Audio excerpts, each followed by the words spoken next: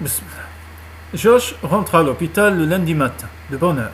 Il reçut des sédatifs avant qu'on ne lui insère le cathéter Hickman juste sous la clavicule et vers midi commença la chimiothérapie intensive destinée à détruire sa moelle osseuse.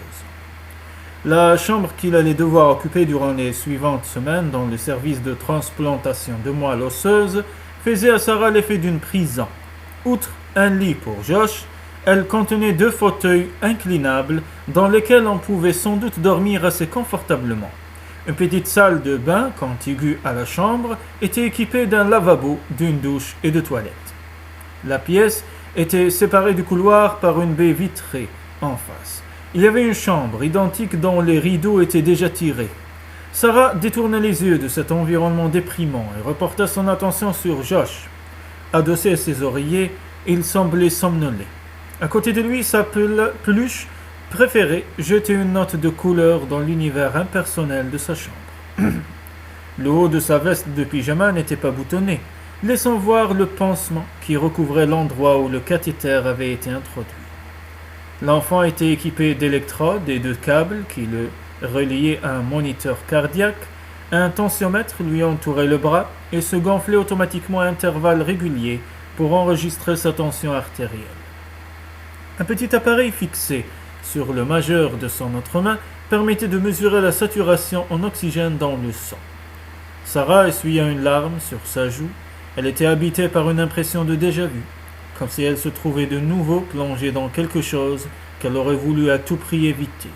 Un océan de solitude, de déception et de tristesse. Quelqu'un frappa doucement à la porte et entra. Le visiteur portait l'uniforme dont toute personne pénétrant dans cette chambre était tenue de s'équiper, y compris elle-même. Une grande blouse verte et un masque blanc destiné à éliminer tout risque d'infection, mais qui avait aussi pour effet de rendre tout le monde identique et l'environnement encore plus impersonnel. Le masque empêchant de voir les expressions du visage, les yeux prenaient toute leur importance et constituaient un mode de communication incroyablement efficace. Cette fois pourtant, Sarah identifiait le visiteur avant même d'avoir croisé son regard. Elle avait tout de suite reconnu cette haute silhouette massive qui emplissait tout l'espace. Rick. Le moment est peut-être mal choisi pour faire une petite visite? Mais non, pas du tout, c'est juste que... Elle ne s'attendait pas à le voir ici, surtout si vite, voilà tout. Certes, il avait dit qu'il s'efforcerait de faire de son mieux pour tenir son rôle de père, mais... Leur échange avait réveillé Josh. « Qu'est-ce que c'est » demanda-t-il d'une voix endormie. « Eh bonhomme, comment te sens-tu » demanda Rick. « Je n'ai pas mal au cœur pour l'instant. »« Génial. Qu'est-ce que vous avez là » Ceci. Rick attrapa l'objet volumineux appuyé contre sa jambe. « C'est un panneau de liège. »« Vous ne pouvez pas apporter ici des choses de ce genre, » dit Sarah. « Il y a un risque d'infection et c'est... » Il a été décontaminé, coupa Rick. À fond, tout comme ceci. Elle n'avait pas remarqué la boîte. À présent, elle était aussi curieuse que Josh. Ici, cela me paraît le meilleur endroit, continua Rick. Il posa le panneau de liège contre le mur, sous la paroi vitrée qui donnait sur le couloir. Tu pourras le voir même si tu es couché dans ton lit. Qu'en penses-tu, Josh? Oui, là, je le verrai bien. Sarah nota le ton peu enthousiaste de l'enfant. Un panneau de liège. Josh était-il censé y accrocher ses dessins, comme s'il avait 5 ans, ou bien les cartes postales qu'il recevrait? Mais il n'avait pas de famille, à part elle et son père. Parfait, dit Rick. Mais j'ai autre chose pour toi. Il ouvrit la boîte. Josh, dont les paupières commençaient à tomber, ouvrit brusquement les yeux. Qu'est-ce que c'est? Un appareil photo. Je sais qu'elle a l'air un peu bizarre, c'est un vieil appareil, pas numérique. On utilisait cela autrefois, c'est un Polaroid. Il fait des photos qu'il développe en 2 minutes. Il tourna le Polaroid vers Josh et appuya sur un bouton. Presque aussitôt, une petite carte blanche commença à sortir de l'appareil. Voilà la photo, expliqua-t-il. Dans 1 minute ou 2, elle apparaîtra. Tiens, regarde. Il était à côté de la tête du lit, à présent, et montrait la photo au petit garçon. Sarah les regardait, elle sentit l'émotion la gagner, les voir ainsi réunis. Elle n'aurait pas cru que Rick viendrait si vite rendre visite à son fils. Josh semblait fasciné par le Polaroid. Il en oubliait tout le reste. Elle aussi. qu'heureusement, elle n'éprouvait plus ni peur, ni solitude, ni l'impression d'être emprisonnée entre ces quatre murs. Mieux valait reléguer tout cela dans un coin de son cerveau et l'y laisser tant que Rick serait là. « Eh, mais c'est moi !» s'exclama Josh, l'air ravi. « Mais oui, c'est une photo de toi, prise le premier jour de ton séjour ici. Demain, nous en prendrons une autre. Je me suis dit que tu aimerais peut-être avoir une sorte d'album de photos sous les yeux afin de voir toutes les étapes parcourues sur le chemin de la guérison. » Josh se tourna vers Sarah. « Tu pourrais me photographier en train de vomir ? Génial, vraiment, mais non, voyons. Vous pourriez peut-être apporter quelques photos que vous auriez chez vous, suggéra Rick, pour rappeler à Josh les choses agréables qui l'attendent lorsqu'il sortira de l'hôpital. Peut-être même la photo de quelque chose de très spécial, une sorte de récompense. Un chien, s'écria aussitôt l'enfant. C'est ce que je veux, un chien à moi. Oh Josh, tu sais que nous n'avons pas le droit d'avoir des animaux dans notre appartement. Elle avait le cœur serré, l'impression de jouer les rabat-joie. L'enfant avait toujours rêvé d'avoir un chien. Ce serait mon ami, avait-il dit une fois. Alors cela n'aurait plus d'importance si j'étais trop malade pour pouvoir aller à l'école. Vous ne vivrez peut-être pas toute votre vie dans ce logement, dit Eric. Ah, voilà. Il avait les yeux fixés sur Sarah, qui lut clairement dans son regard la question qu'il lui posait. Quel mal y avait-il à laisser Josh nourrir un rêve qui pouvait l'aider à surmonter l'épreuve qu'il traversait, même si ce rêve ne devait jamais se réaliser.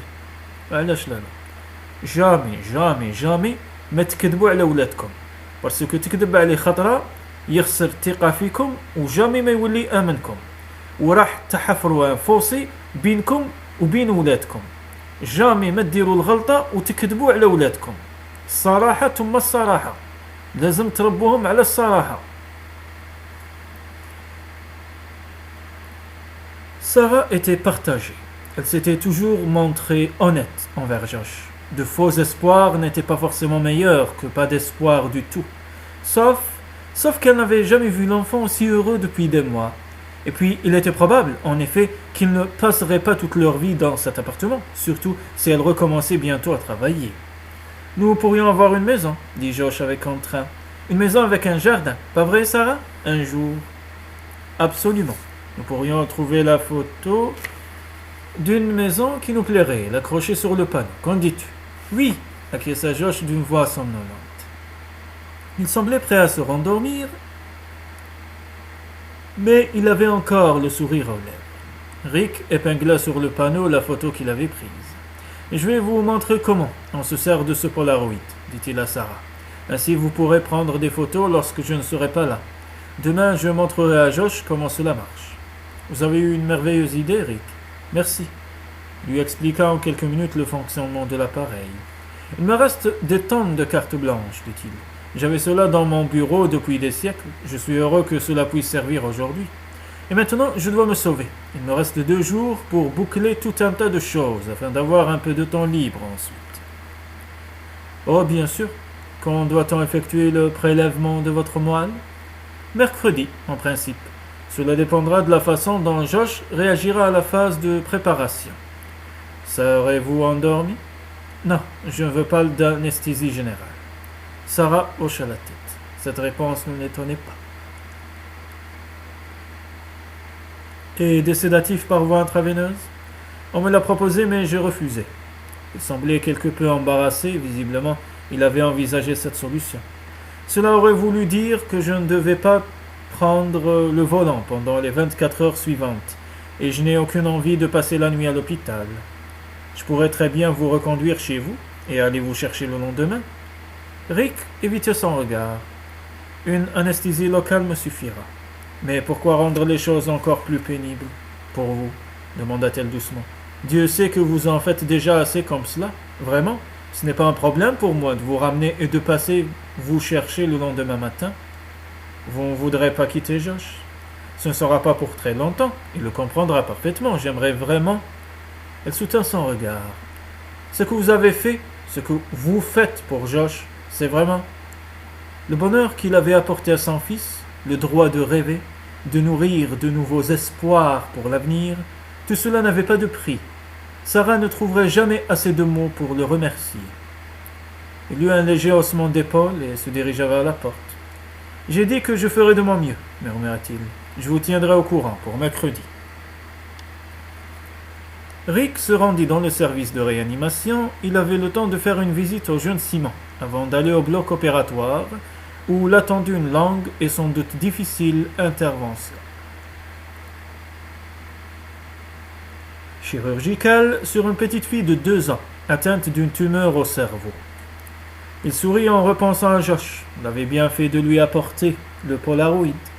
De toute évidence, ce cadeau avait distrait l'enfant, lui permettant d'oublier du moins, pendant un moment, ce qui se passait autour de lui. Et sa visite avait eu aussi un effet positif sur Sarah. Elle avait paru surprise de le voir, et plus encore de constater qu'il avait apporté un cadeau à Josh. Peut-être pensait-elle qu'il était prêt maintenant à tenter de jouer son rôle de père et qu'elle avait enfin quelqu'un avec qui partager le travail et les responsabilités. Un partenaire. Oui, cette idée plaisait à Rick. Il avait proposé à Sarah un partage des tâches et jusqu'à présent, cela fonctionnait plutôt bien. Bien mieux qu'il ne l'aurait cru en fait. Après tout, être père, ce n'était peut-être pas si mal.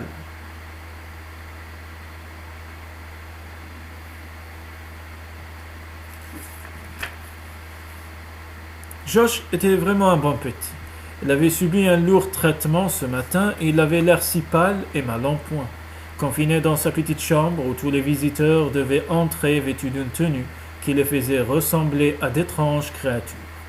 Il allait rester là pendant des jours et des jours, une éternité pour un petit garçon de 9 ans, et pourtant, à aucun moment Josh ne s'était plaint. Un vrai petit dur.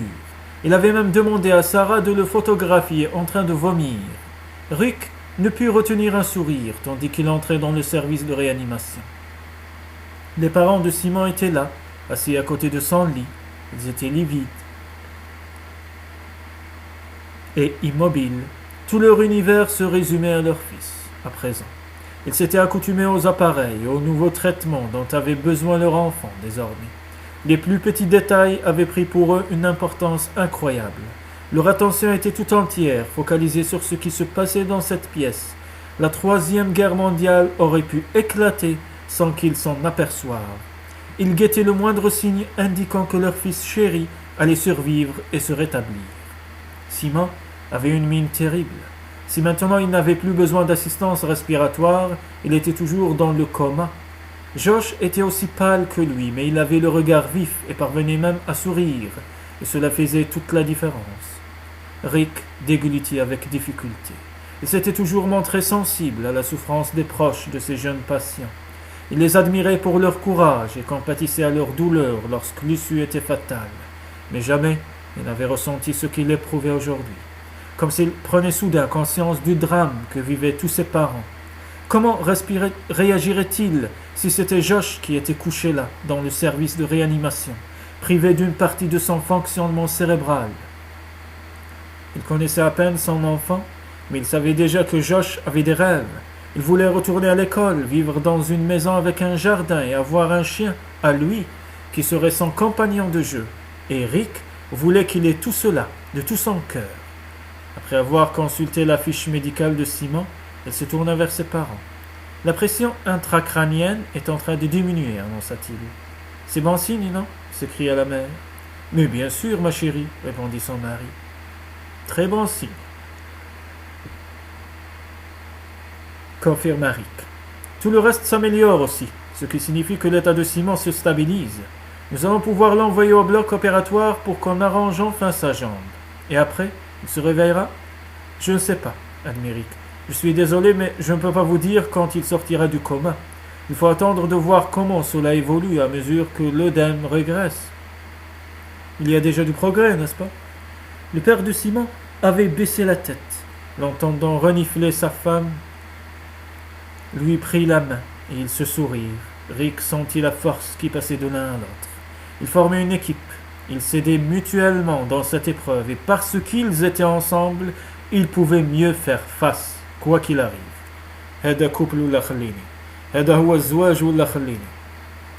Peut-être vivrait-il la même chose avec Sarah. Un partenariat qui signifiait quelque chose. Une aide qui permettrait à la jeune femme de surmonter les épreuves. Oui, il pourrait jouer ce rôle de soutien, être pour elle un pilier et même un héros, qui sait. Ce serait finalement l'une des choses les plus importantes qu'il aurait réalisées dans sa vie. En tout cas, il allait faire de son mieux, à la fois pour Josh et pour Sarah. La combinaison des médicaments et de la radiothérapie avait eu raison des forces de Josh. Le mercredi, il eut de la fièvre et son taux de plaquettes était si bas qu'il eut besoin d'une transfusion de sang. Ses articulations étant très douloureuses, il dut prendre un puissant analgésique.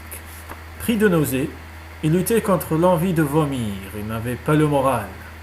Cathy est de service aujourd'hui, dit Sarah, s'efforçant de sourire. C'est ton infirmière préférée, n'est-ce pas? Josh acquiesça comme un regret. Veux-tu qu'on regarde le livre que Rick t'a apporté hier, celui sur les chiens? L'enfant ne dit rien. Il avait le regard vide, comme si rien ne l'intéressait. Le cœur serré, Sarah prit l'encyclopédie des chiens que Rick avait dénichée à la librairie bien achalandée de l'hôpital. Elle rapprocha encore sa chaise du lit de Josh et posa le livre de telle sorte que l'enfant pouvait en voir les pages au fur et à mesure qu'elle les tournait. « Regarde, celui-ci est un lévrier irlandais. Il est 2 fois plus grand que toi. Imagine un peu ce qu'il doit manger tous les jours. Je pense qu'il faudrait prendre un chien plus petit, non ?» Josh eut un haussement d'épaule, le même que celui de Rick, quelques jours plus tôt, lorsqu'elle l'avait félicité de son attitude. « On est mercredi aujourd'hui, dit-elle au bout d'un moment. Cet après-midi, on va prélever la moelle osseuse de Rick. Crois-tu qu'il sera aussi courageux que tu l'es dans ce genre de situation? Cette fois, Josh réagit. Bien sûr, lança-t-il d'un ton presque indigné. Considérait-il déjà son père comme un héros? Cela n'aurait rien de surprenant. Rick avait surgi dans sa vie comme un coup de tonnerre. Il était grand, beau et intelligent. Il vivait dans un appartement d'où l'on pouvait voir en permanence manœuvrer des bateaux, des camions, des grues, un vrai paradis aux yeux d'un petit garçon. Il avait emmené Josh faire un tour en moto. Il venait le voir régulièrement à l'hôpital et souvent il lui apportait une surprise, comme le Polaroid ou le livre sur les chiens. Fallait-il regretter de voir Josh considérer son père comme le nouveau centre de son univers? Cela ajoutait certainement une nouvelle dimension à sa vie. Attendre les visites de Rick donnait un sens à ses journées si monotones, et les attentions dans son père le gratifiaient avec quelque chose de magique. Du moins, tant que Rick tiendrait sa promesse de faire tout son possible. Car que se passerait-il s'il changeait d'avis et disparaissait soudain de la vie de son fils? Non qu'il ait donné le moindre signe permettant de penser qu'il regrettait sa décision, il allait même prouver le contraire dans quelques heures à peine, en se soumettant à une procédure médicale désagréable et douloureuse. Tu te rappelles que tout à l'heure je vais sortir un moment pour ramener Rick chez lui? Josh la regarda. Son visage était d'une pâleur effrayante.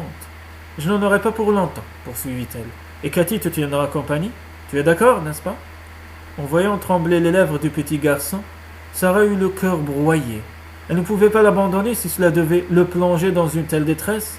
Mais elle avait fait une promesse à Rick, et elle ne voulait pas l'abandonner lui non plus. Comment faire? Elle recommença à feuilleter les livres sur les chiens. Oh, regarde celui-ci.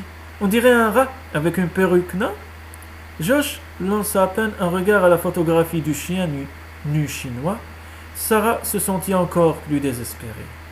Il se peut que je revoie le chien de l'autre jour lorsque je reconduirai Rick chez lui, dit-elle. Tu sais, celui qui était aussi devant le café. Gagné. Une lueur d'intérêt brillant enfin dans les yeux de Josh. Que feras-tu si tu le vois? Aïe, elle s'était engagée sur un terrain dangereux.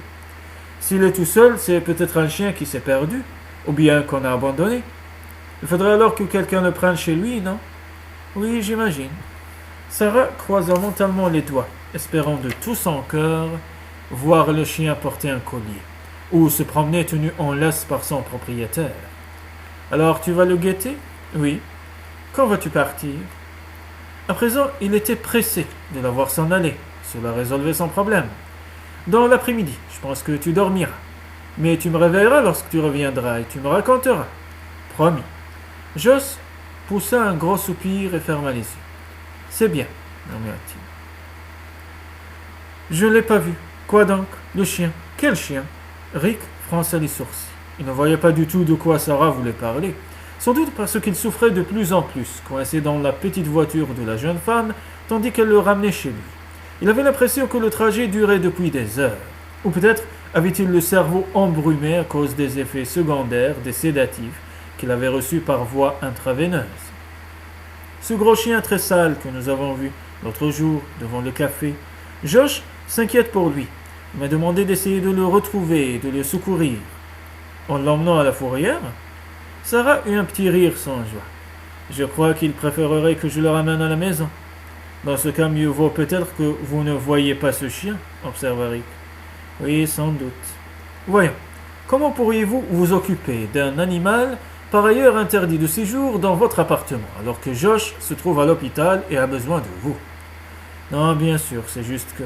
Quoi donc? Eh bien, il était si malheureux aujourd'hui, triste, malade, dégoûté de tout. Jamais je ne l'avais vu ainsi, le regard vide, comme si plus rien ne l'intéressait. Mais lorsque j'ai parlé de ce chien, il a repris vie. C'était... Elle ferma les yeux.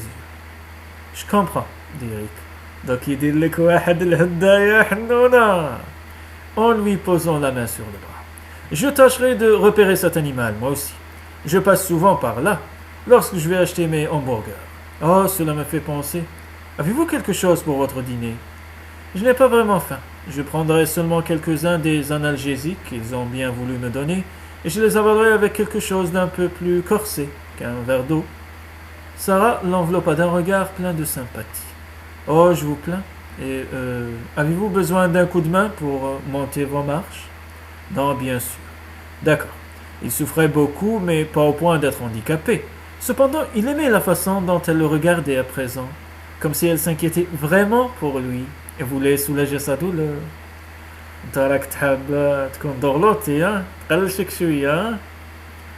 Volontiers, dit-il d'une petite voix. Si vous avez le temps, bien sûr.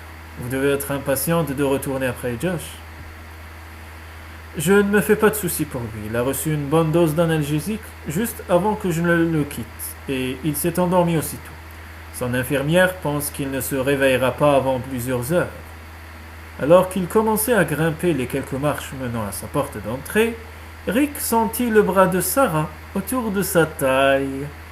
Il trouva ce contact si agréable qu'il ralentit le pas. Une fois à l'intérieur, Sarah n'avait plus aucune raison de s'attarder. Mais Rick n'avait pas envie de la voir s'en aller. Puis-je vous offrir une tasse de thé ou autre chose? Sarah sembla hésiter, puis elle lança à Rick un long regard. Pourquoi pas? Je me charge de le préparer, ainsi je pourrai partir rassuré après que vous aurez pris vos médicaments. Je ne voudrais pas me sauver maintenant et apprendre ensuite que vous avez fait une chute et que vous êtes blessé. Ils se rendirent dans la cuisine, pendant que Sarah faisait chauffer de l'eau et cherchait des tasses. Rick prit 2 cachets qu'il avala avec une gorgée de whisky. Il surprit le regard des approbateurs que lui jetait Sarah. « Ne vous inquiétez pas, dit-il. Je ne vais pas vider toute la bouteille. Plus vite ces cachets feront effet, plus vite j'irai dormir. Une bonne nuit de sommeil et demain matin je serai frais comme un gardant. Si vous le dites. » Elle porta les tasses fumantes jusqu'à la table basse, près des fauteuils. Rick s'assit avec précaution. « Est-ce très douloureux ?» s'enquit Sarah. Il haussa les épaules. « J'ai l'impression d'être tombé de ma moto et d'avoir atterri sur les fesses. Si vous deviez donner une note entre 0 et 10, les 0 étant... » Rick éclata de rire. « Je reconnais bien là l'infirmière. Tout va bien. Laissons cela, parlez-moi plutôt de vous. Que voulez-vous que je vous dise? » Il voulait la connaître. Savoir qui elle était vraiment. Oui, voilà ce qui l'intéressait. Quel âge avez-vous? هنايا حبس. ما قالولكش باللي من قلة الأدب أنك تطلب العمر تاع une femme. C'est très impoli de demander à une femme son âge. علموكش هادي يا رب. Eh bien, 27 ans. الله يبارك. Et depuis combien de temps vous occupez-vous de Josh? Cela va bientôt faire 3 ans. Allah يبارك. Il avait 6 ans lorsque sa mère est morte dans un accident. Oups, il n'avait aucune envie de parler de la sœur de Sarah. L'accident de moto avec son petit ami. Avez-vous un petit ami? demanda-t-il en souriant. Non, lança-t-elle d'un ton sec. Ravi de cette réponse, Rick détourna le regard vers sa tasse de thé. Il aurait bien bu une autre rasade de whisky, mais sans doute n'était-ce pas une bonne idée. Il avait déjà l'esprit engourdi, et la douleur commençait à se dissiper. Sarah rompit le silence. J'en avais un. Il est parti lorsque je suis devenue la tutrice de Josh. Il n'avait pas envie de s'occuper d'un enfant qui n'était pas le sien. Le salaud. Mais non, c'est une vraie question qui demande réflexion. Pas pour lui, il aimait Josh beaucoup, ce qui était préférable puisqu'après tout c'était son fils. Curieux comme cela le rendait fier à présent. Il ne put s'empêcher d'afficher un large sourire. بصح أنا نظن إذا أنت تحب مدامة ونقولوا باغ اكزومبل هي مات راجلها ولا مطلقة عندها الدراري ولا شاءت القدار أنه تربي طفل تاع خوتها ماتت ولا هذه دنيا وانت تحب هذه المدامة نورمالمون ما تسمحش فيها توقف معاها تربي معاها الطفل وديرو كي وليدك حتى نهار ربي يرزقكم بطفل تاني ويكونوا خاوة وتدي أجر عند ربي. هذه هي فهمتي. ما ديرلهاش شونطاج تاع خيري بين طفل ولا خيري بيني. هذه ماشي رجلها حنوني.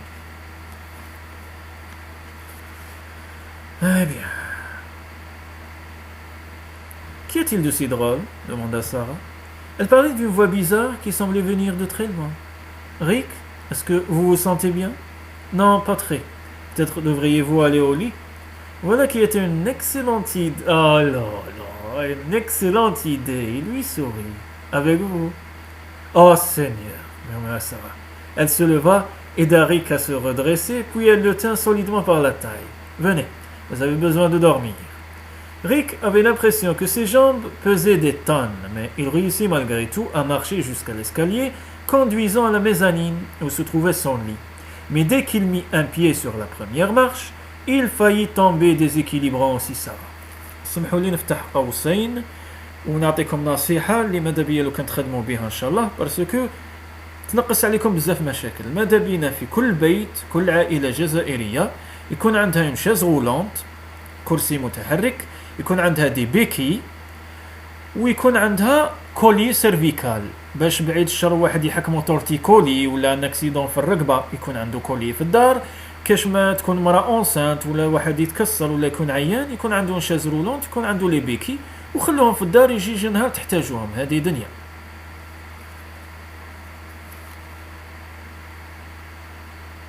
Vous allez dormir sur le canapé, dit-elle. Je vais monter vous chercher un oreiller et des couvertures. L'escalier est trop dangereux pour vous. Il lui sourit. Bien sûr, elle avait raison. Lorsqu'elle revint, il avait déjà ôté ses chaussures et s'était allongé sur le canapé.